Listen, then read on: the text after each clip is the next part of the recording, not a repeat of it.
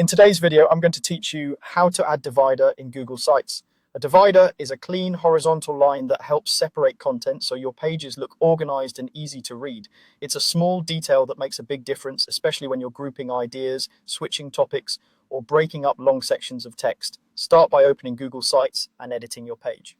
Once your site is open in the editor, make sure you're working on the page where you want the divider to appear.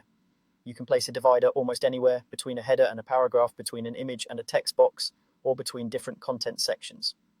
Keeping the page you want to adjust in view will make placement feel natural and intentional. Next, look to the right-hand side of the screen. You'll see the panel that contains your building tools. Click Insert on that panel. This is where Google Sites keeps all the elements you can add to a page, things like text boxes, images, layouts, and of course the divider.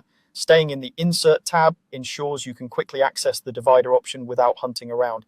Now select Divider. It's a straightforward option, and when you click it, Google Sites will drop a thin horizontal line onto your page, typically near the area you last had selected.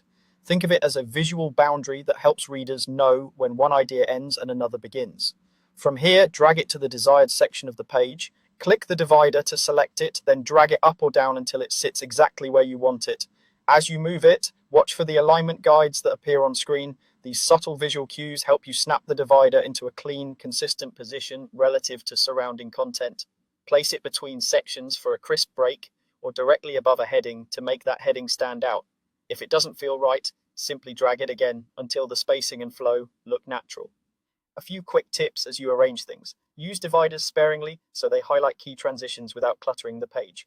Consider how they interact with white space. Giving a little breathing room above and below the line often improves readability. And remember, you can add more than one divider by repeating the same steps whenever you need another clean separation. That's all it takes. With just a few clicks and a simple drag, your Google Sites page gets a more polished, reader-friendly structure.